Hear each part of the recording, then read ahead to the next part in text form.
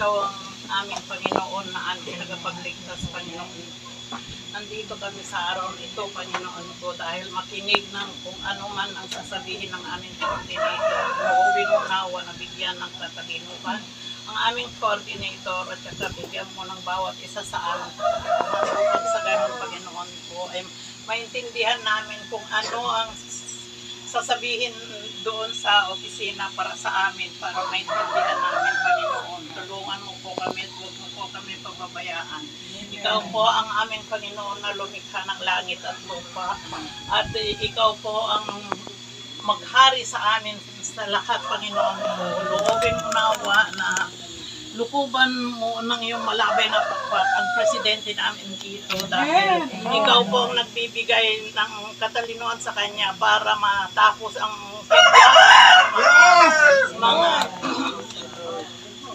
mga presidente at saka lahat po ng mga sa gobyerno, Panginoon ko. Tulungan mo po siya, Panginoon ko, at bigyan mo po siya ng dagdag, Panginoon ko, ang pag-servisyo niya para matapos niya pa, Panginoon, ang lahat po ng proyekto na gusto niyang gagawin, mga plano niya at matapos lahat, Panginoon ko, naway, Panginoon ko, siya na po ang magiging presidente hanggang matapos lahat ng proyekto dito sa Pilipinas. Para sa ganun, Panginoon, ay maranasan din namin ang magkaroon ng kapayapaan sa Pilipinas. Loobin mo nawa na huliin lahat ng mga tao na may balak na sirain ang Pilipinas, Panginoon ko, lalong-lalo na sa mga kaalyado ni Presidente, Panginoon ko. Hindi sila magtagumpay kung ano man ang binabalak nila. Panginoon, ikaw ang maghari, Panginoon ko. Loobin mo nawa na ibaba ang mga armor, mga anghel sa langit, Panginoon ko. At lukuban gabayan ang Presidente para maayos niya ang problema ng Pilipinas. Tulungan mo po kami, Panginoon ko. Ama namin, sumasalangit ka, sambahin ang ngalan mo, mapasa amin ang kaharian mo, sundin ang loob mo dito sa lupa para ang sa langit.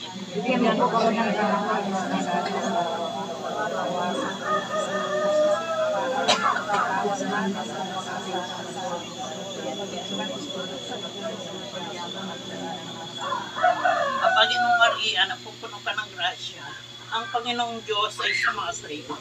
Bukod kang pinagpala sa babaeng lahat at pinagpala naman namin ang iyong anak na si Jesus.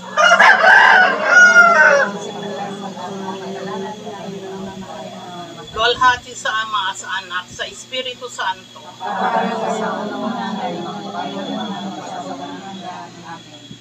Lord, have mercy on us. Pinabalik namin, papasalamat sa iyong dakilang pangalan, Jesus, in Jesus' name. Amen. Sa ngalan ng Ama, ang Espiritu Santo. Amen. Good afternoon po sa lahat. Ngayon po ay weekly meeting namin, month of November 30, 2025. Okay po, salamat. Ay tunay na nagmamahalan, itinatag ito ng ating nanay, simula noong 1999.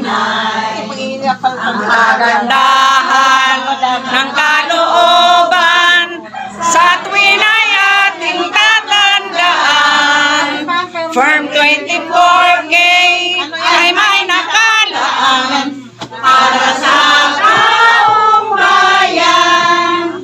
Palinagabayan ng ating pagkukulan, pag-ibig wagas, mahal ating hugong, kapakanan niya'y huwag pabayaan, pagsulong at kaunlaran sa kinabukasan, kaya halina sa luneta, at tayo ay magkakaisa. Ito'y sagisag ng kapayapaan at ng pagkakaunawaan. Ang kailangan ay manalangin upang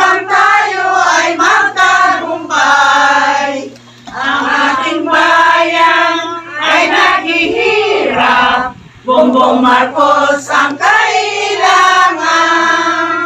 Halina kababayan, Ating pagkukulan, pag-ibig na wagas, mahal nating Bongbong, kapakanan niya'y huwag pabayaan. pagsulong at kaunlaran sa kinabukasan. Kaya halina Sa luneta, at tayo ay magkakaisa. ito'y sagisag ng Kapayapaan at ang pagkakaunawaan. ang kailangan Ay manalangin upang tayo ay magtagumpay. Ang ating bayan ay naghihirap. Bongbong Marcos ang kailangan. Ang ating bayan ay naghihirap. Bongbong Marcos ang kailangan. Naririto Kami grupo ng Luneta. Narito na ngayon si Pangulong Bongbong. Humaharap sa inyo upang makiisa. Sama-sama tayo mga loyalista. ang ating Pangulo sa samahang ito, Artemio Lachica. Huwag tayong bibitaw kay Pangulong Bongbong. Ang tanging firm lamang nagbibigay sigla sa ating samahan. Si Pangulong Bongbong, pag-asa ng bayan. Naririto kami grupo ng Luneta. Narito na ngayon si Pangulong Bongbong. Humaharap sa inyo upang makiisa. Sama-sama tayo mga loyalista. Ang ating Pangulo sa samahang ito, Artemio Lachica. Huwag tayong bibitaw kay Pangulong Bongbong.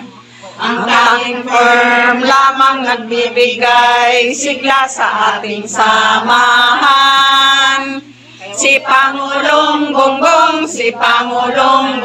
pag-asa ng bayan. Si Pangulong Bongbong, pag-asa ng bayan. O, clap naman kayo. Take and responsibility to directly give to the Filipino people from the Marcos Foundation a humble gift of love to give freedom from fear and want to the Filipino people. And among these contributions for the economic survival in our beloved country. Okay, palakpakan nyo naman. Si Ate Encarnacion Tamayo, ready na siya. O, next. Si Marlita. Si Marlita muna. O, ikaw Bunso. Bunso, ikaw. Pinakabunso yan. Iayos mo naman yung blouse. Ano mo naman yung bag niya. Yan. Para okay, 1, 2, 3, go. Dear Lord, this my nation, and the responsibility to give to the Philippines people from the Marcos. Laksan mo, te. Give of love to give freedom from fear and the property. And 1. And also the Filipino people and their mothers. Contribution for the economic survival. Okay, thank you po. Ang aming bunso, si ate. Merlita di Makulangan. Oh, next.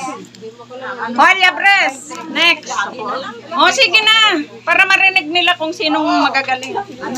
Balik na nila. Kami, hindi pa kami nakapag-decide. Tayo. Laksan ha, laksan.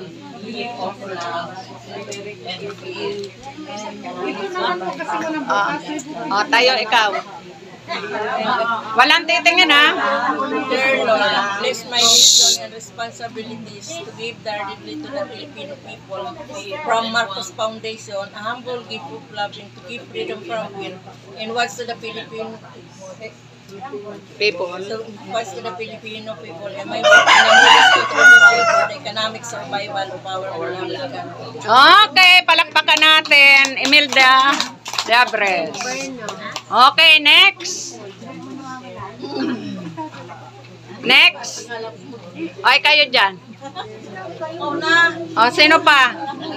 Makasusi. Sino sa inyo? Ay, si Ate Sally. Sally Diaz. Tayo, ate. Tayo. Dear Lord, bless my mission and responsibility to dedicate to Filipino people from Marcos Foundation, a humble give love to give freedom from curse and want to the Filipino people, and a modest contribution, economic force to the welfare of our beloved country. Okay, kaunting linis. Salamat si Ate Sally Diaz. Okay, next. Lord, it's my mission and responsibility to directly give to the Filipino people from the Marcos Foundation a humble gift of love to give freedom from fear and what to the Filipino people and a modest contribution for the economic survival of our beloved country. Yes, palakpakin natin. Nilda Lupang. Okay, thank you. Oh, hindi. Walang titingin doon. Dear Lord, bless my mission and responsibility to directly give to the Filipino people from the Marcos Foundation a humble gift of love to give freedom from fear and want to the Filipino people, a modest contribution for the economic survival and for our beloved country, Philippines!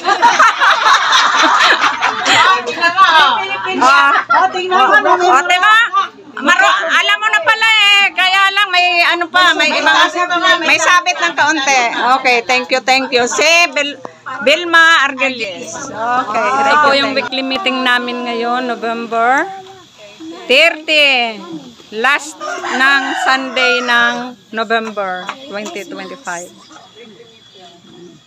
Hi kayo, hi. Salamat sa aming mga marsyal na umattend ngayon, sa mga members. Yan. O kayo nasa likod, kaway-kaway. Kaway, baka kayo pumanaw.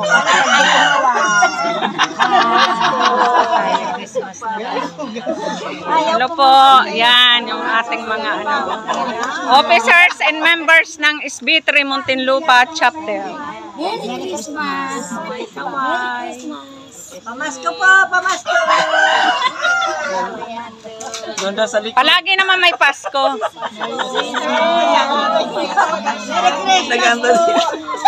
Advance, bukas, December na. Christmas pa! November 30, 2025. Yung youth naming masisipag. Ito yung aming youth na bago. New member, yung ID niya wala pa. Wala pa. Doon kay Merry Christmas po! Bukas pa po, ang December 1. Yung youth namin. Merry Christmas! Aming PBBM! Aming PBBM! Salamat sa pag-attend. Ingat sa pag-uwi.